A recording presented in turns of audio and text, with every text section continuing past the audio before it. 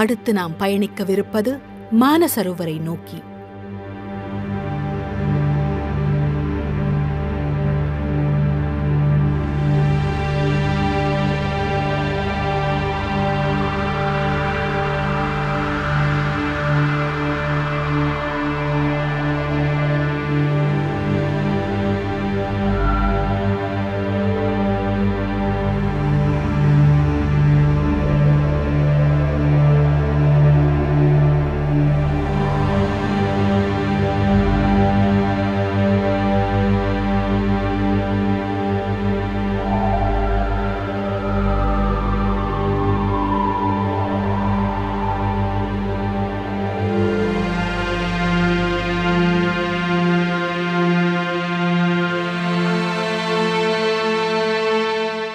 இந்த மானசரோவர்ன்றது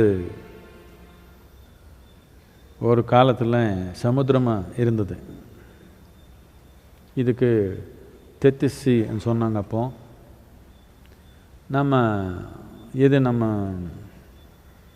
இந்தியன் சப்கான்டினென்ட்னு சொல்கிறோமோ, நம்ம பாரத தேசம் இருக்குதோ, இது மேலே இருக்கிற இதுக்கு டெக்டானிக் பிளேட்ஸ்ன்னு சொல்கிறாங்க. இது வடக்கு நோக்கி போகுது. இது ரெண்டு இடித்து தான் இந்த இமாலய பர்வத்தம் இப்படி மேலே வந்திருக்குது. என்ன இடிச்சே இருக்குது. தோராயமாக ஒரு வருடத்தில் நம்ம பாரத தேசம் ஒரு 1.5 சென்டிமீட்டரு வடக்கு போகுது. இன்னும் போயே இருக்குது. இந்த இமாலய பர்வத்தம் ஏறிடுச்சு. சமுத்திரமாக இருந்தது எல்லாம் பிரித்து பல நிலையில் போயிடுச்சு.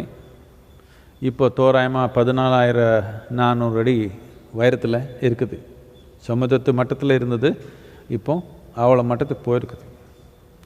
இது 4-5 பீஸாக வளர்ந்து பிரித்து போயிடுச்சு. இதில் 2 பீஸை நின்று இருந்தது ரொம்ப நாள். இது மானசரோவர். இன்னொன்று அரல்சின்னு சொல்கிறாங்க. அது இந்த உஸ்பெகிஸ்தான் கீழே இருக்குது.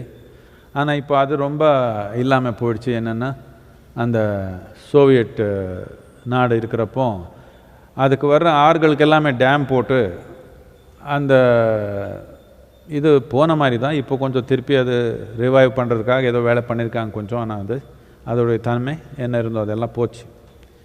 இப்போ அந்த இதில் இருக்கிற ஒரே ஒரு வாட்டர் பாடி என்ன, இந்த மானசரோவர் ஒன்று தான். என்னென்னமோ சொல்லியிருக்காங்க மக்கள். எனக்கு எவ்வளவோ கதை கேட்டிருக்கேன் நான். யார் எந்த கதை சொன்னாலும் எனக்கு கொஞ்சம் சந்தேகம்தான். என்னத்துக்குன்னா, நான் 3-4 ஜென்மத்துலேருந்து மக்கள் பார்த்தே வந்திருக்கிறேன். எப்படி ஒன்று சொன்னால் 4 பண்ணிவிடுவாங்க அவர் மனத்தில். இது தெரியும் எனக்கு. என்ன கொள்ளுப்பாட்டி ரொம்ப கதை சொன்னாங்க. அவர் மாதிரி கதை சொல்கிறவங்க ரொம்ப பேர் இல்லை உலகத்தில். அப்படி கதை சொல்கிறாங்க அவர். நான் அப்போவே 5-6 வயசு இருக்கிறப்பவே, சரி கதை சொல்லுங்கள், எனக்கு கதை நல்லா இருக்குது, நான் கேட்டுக்கிறேன். ஆனால் இது உண்மையான எல்லாமே நான் நம்ப மாட்டேன். அப்போவே கதை நல்லா இருக்குது சொல்லுங்கள், பட் அதுக்கு தாண்டி போகாதேன்னு மனம். இப்படி காரணர்களையே ஊறி வளர்ந்துருக்கிறதுனால எவ்வளோ கதை கேட்டிருக்கிறேன். மானசரோவரனா அது நடக்குது, இது நடக்குது, என்னென்னமோ சொல்கிறாங்க. சரி பரவாயில்ல, கதை நடக்கட்டும். நான் போனால் எங்கே இருக்கும், தண்ணி இருக்கும், தரை இருக்கும், நல்லா இருந்தால் பார்த்துட்டு வரலாம். ஏதோ எல்லோரும் சொல்கிறாங்க, ஒரு தடவை போயிட்டு வரலாம். நான் அங்கே போனேன். அங்கே என்ன நடக்குதுன்னு அது ஒரு தடவை போய் பார்த்தோட, இப்போ பல்லில்லாத பாட்டி என்ன கதை சொன்னாலும் இப்படி ஆயிடுச்சு எனக்கு. என்னதுங்க, என்னென்ன மாதிரி கட்டுக்கதை கேட்டிருக்கீங்களோ அது மீறி இருக்கிற ஒரு நிகழ்ச்சி அங்கே. ஏதோ நிறைய கதை இருக்குது நம்ம கலாச்சாரத்தில். கதை என்ன, கதைக்குள்ள கதை, கதைக்குள்ள கதை, கதைக்குள்ள கதை. எல்லா உலகத்தில் எல்லாத்துக்கும் பெரிய கதை சொன்னது நம்ம கலாச்சாரம் தான். இந்த மகாபாரதம் இருக்குது, இதுக்கு மேலே என்ன கதை, பெரிய கதை. அதில் பல விதமான நிகழ்ச்சி நடக்குது. எந்த இதுதோ வேறு லோகங்களிலேருந்து மக்கள் வர்றாங்க. யக்ஷரு, அப்சரா, கிருத்திகா, அஸ்வினி, இந்த மாதிரி நிறைய ரூபத்தில் வர்றாங்க. அவரை பற்றி டீட்டெயில் எல்லாம் பேசுகிறாங்க. இது நம்ம கலாச்சாரத்தில் நல்லா இருக்குது, நிறைய இருக்குது இந்த மாதிரி. இது கலாச்சாரத்தில் இருக்கிற மட்டும் இல்லை, என் அனுபவத்தில் கூட நான் பல நிகழ்ச்சியில் இந்த மாதிரி சந்திச்சிருக்கிறேன். இந்த இந்த உலகத்துக்கு சேராத உயிர் என் அனுபவத்தில் நிறைய தடவை வந்திருக்குது. ஆனால் அது வந்தால் எங்கேயோ ஒரு இடத்துல வந்தாலும் கொஞ்சம் நேரம் அப்படி இங்கே போய் பார்த்தா அப்படியே சும்மா சாமானியமாக எப்படி இங்கே மக்கள் இருக்காங்களோ அப்படி நடக்குது. இது என் மனத்துக்கு என் காரணருக்கு ஏற்றுக்கிற மாதிரி இல்லை இது. ஆனால் எது வேண்டான்னு சொன்னாலும் இங்கே கண்ணு முன்னாடி நடக்குது விஷயம். இது வேறு மாதிரி உயிர்னா இந்த இந்த உலகத்தில் உயிரன் எப்படி செயல்படுறது அன்றது தான் யோகா. இது யோகான்னா வெறும் மனித உயிர் பற்றி இல்லை.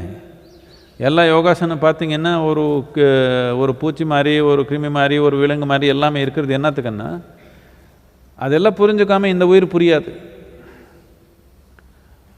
ஒரு சின்ன ஒரு அமீபா எப்படி செயல்படுதோ, இந்த மனிதன் எப்படி செயல்படுறானோ, நடுவில் இருக்கிற இவ்வளோ ஜீவராசி இருக்குது, இதெல்லாம் எப்படி செயல்படுதோ அடிப்படையாக ஒரே விதமாக தான் செயல்படுது.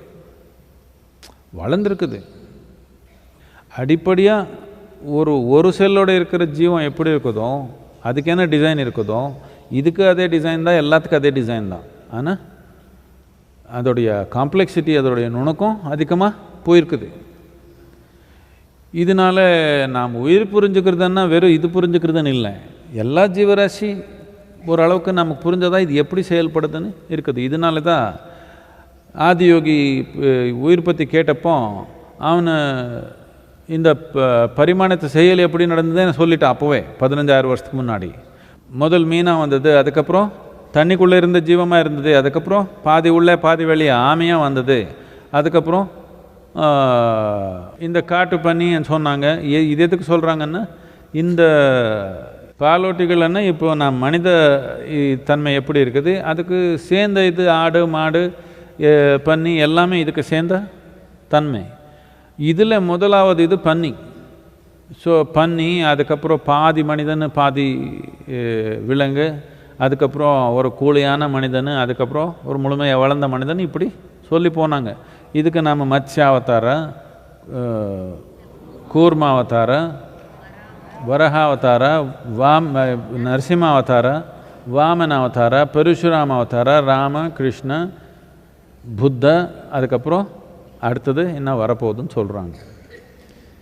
இது யாரோ ஒருத்தர் வர்றாங்கன்னு இப்படி இல்லை, இது மனிதனே, இது ஜீவராசி வளர்ந்த நோக்கம் சொல்கிறான்.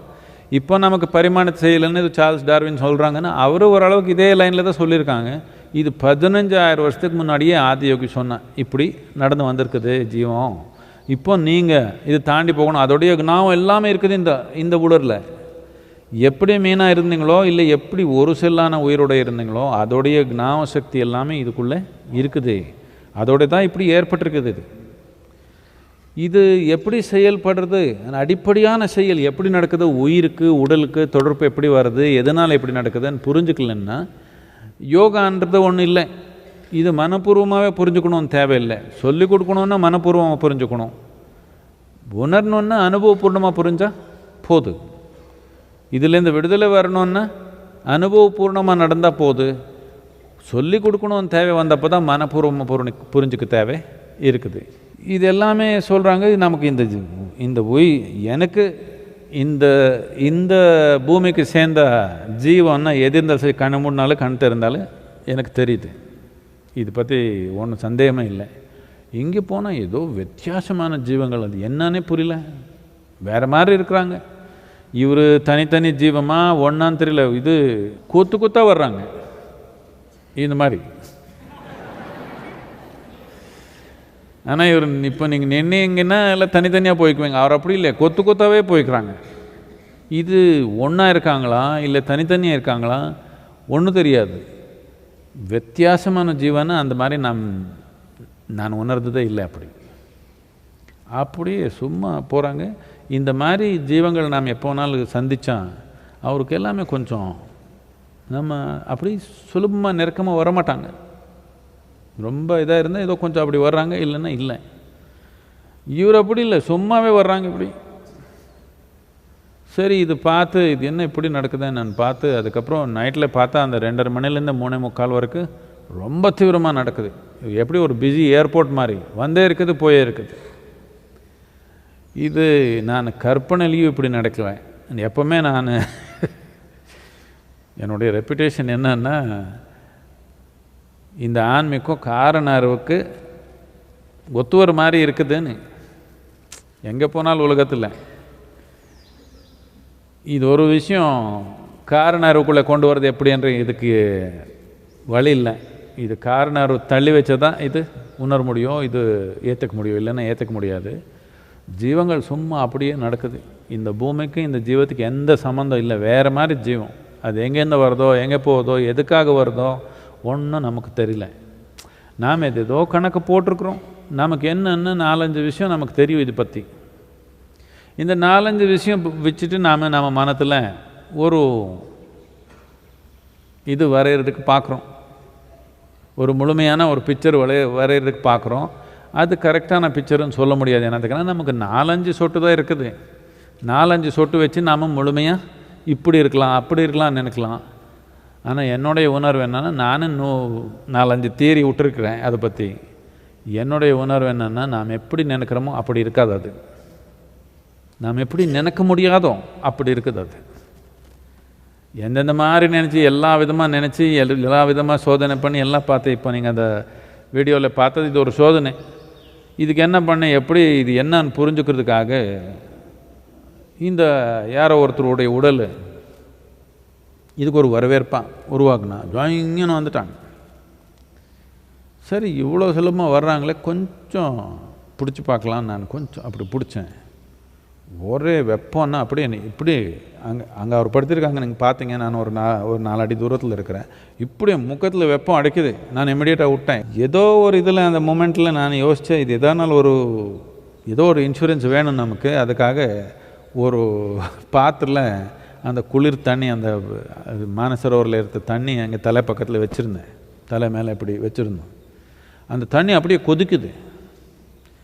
எனக்கு அங்கே தண்ணி வைக்கலைன்னா தலையெல்லாம் சுட்டி போயிருக்கும் அவருக்கு. இது அதுக்கப்புறம் அடுத்த நாள் ஒரு 160 பேர் இருந்தாங்க. அவர் கூட ஒரு மைல்டாக ஒரு சோதனை பண்ணோம். நாம் எனக்கு நினச்சோம் எல்லாருக்கும் ஒரே இது பார்த்துட்டு எனக்கு பெரிய உற்சாகம், என்ன வேணாலும் அப்படி பண்ணிடலாம், சோதனை பண்ணிடலான்னு. நான் நினச்சேன் ஏதோ பிரமாதமானது பண்ணிடலாமான்னு. பிரமாதமானது பண்ண சரியாக போகலன்னா பெரிய அனாಹುத்தம் கூட ஆகிடும். அதுக்கு அடுத்த நாள் பிரமாதம் வேண்டாம், சும்மா கொஞ்சம் ஓரளவுக்கு நல்லபடியாக பண்ணிக்கலான்னு அடுத்த நாள் ஒரு சோதனை பண்ணோம். அது நல்லபடியாக போயிடுச்சு. அந்த 160 பேர் அங்கே இருந்தாங்க. அதில் நிறைய பேருக்கு அவர் உடலுக்குள்ளே ஒரு புது சக்தி அப்படி மேலே கீழே ஓடுறது நல்லா ஒரு உணர்கிற தன்மை இருக்குது. ஏதோ ஒரு புது சக்தி எப்பவுமே உணராதது. இது எதுக்கு இப்படி நடக்குது, எதனால நடக்குது, எப்போதுலேருந்து இப்படி நடக்குது நமக்கு தெரியல. நம்ம ஏதோ கணக்கு வச்சுருக்கோம் நம்ம மனத்தில். பட் நாம் இன்னும் அந்த அளவுக்கு அது சோதனை பண்ணல. அங்கே போய் ஒரு மாதம் 2 மாதம் தங்கலான்னு நினச்சேன். இங்கே நம்ம பூமியில் இருக்கிற ஜீவங்களை இன்னும் பார்க்க முடியலையே.